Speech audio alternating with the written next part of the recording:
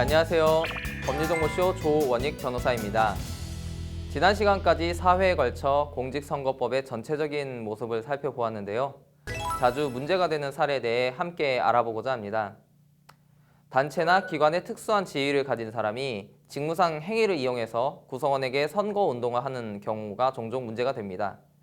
피고인 A씨는 이 대학교 교수로서 선거 후보자가 되고자 하는 사람을 위하여, 즉 아직 후보자가 아닌 사람을 위하여 선거운동 기간 전에 선거운동 관련 소식, 기사, 동영상 등의 자료를 가공해서 문자 메시지를 작성했고, 이를 문자 메시지 전송 페이지를 통해 발송함으로써 소속 수강생들을 상대로 다수의 문자를 발송했습니다.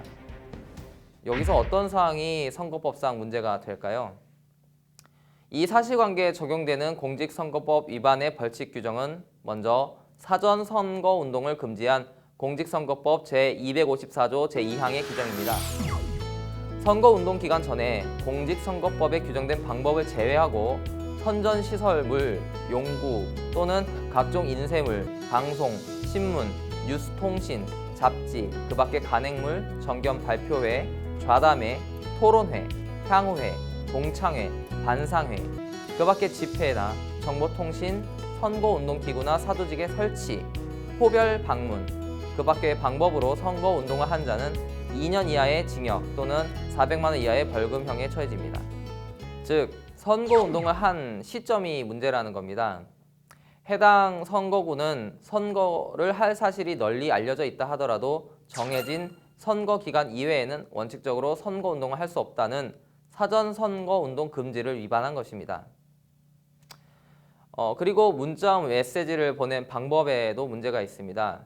공직선거법 제256조 제3항 제1호 남호, 즉 제59조 제2호 후단을 위반하여 후보자 또는 예비 후보자가 아닌 자로서 자동 동보통신의 방법으로 문자 메시지를 전송한 자, 같은 조 같은 호 후단을 위반하여 8회를 초과하여 자동 동보통신 방법으로 문자 메시지를 전송한 자, 같은 조 제3호 후단을 위반하여 후보자 또는 예비 후보자가 아닌 자로서 전송 대행업체에 위탁하여 전자우편을 전송한 자에 해당하여 2년 이하의 징역 또는 400만 원 이하의 벌금에 처해질 수 있습니다.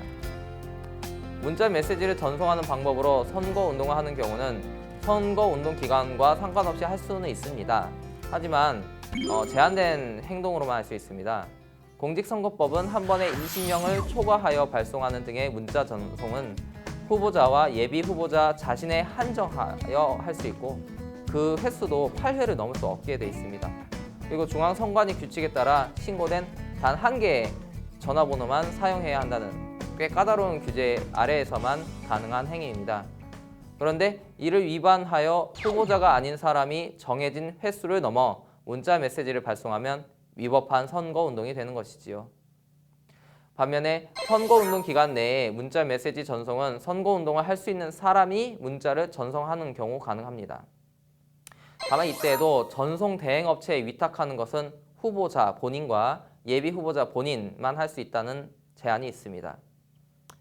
또 위와 같이 문자 전송 행위로 비용이 발생했다면 이는 후보자 또는 후보자가 되고자 하는 사람을 위한 정치자금 기부 행위로 간주가 됩니다.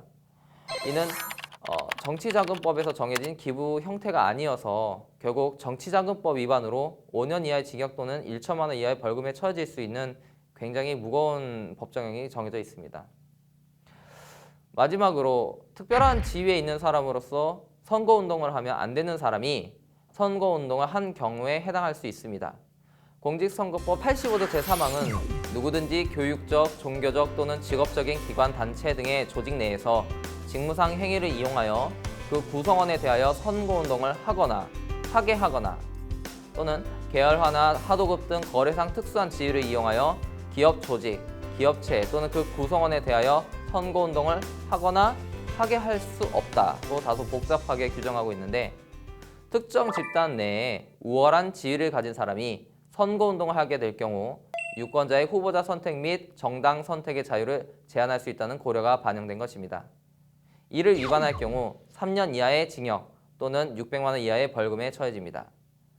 이상에서 살펴보는 바와 같이 공직선거법 위반으로 인한 법정형이 결코 가볍지 않을 뿐만 아니라 그 행위 유형을 보면 우리가 잘못 생각할 경우 쉽게 위반할 수 있는 경우를 할 수 있습니다.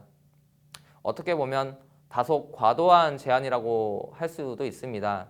그러나 헌법재판소는 선거는 주권자인 국민이 주권을 행사하는 행위이므로 국민이 선거에 참여하여 그 의사를 표현할 기회와 자유는 최대한 보장되어야 한다. 대의민주주의제의 기초인 선거는 동시에 공정하게 행하여지지 않으면 안 된다. 금권, 관권 등으로 인한 타락선거를 막고 과열된 선거운동으로 인한 사회경제적 손실과 부작용을 최소화하여 국민의 진정한 의사를 반영하기 위하여는 선거는 공정하게 치루어져야 한다.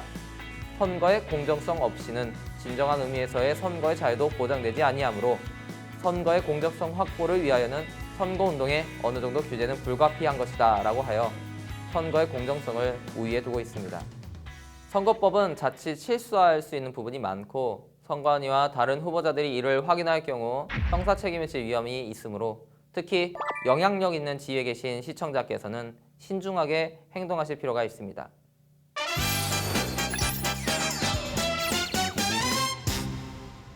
네, 이번 시간 공직선거법에 자주 문제가 되는 부분을 사례를 통해 살펴봤는데요.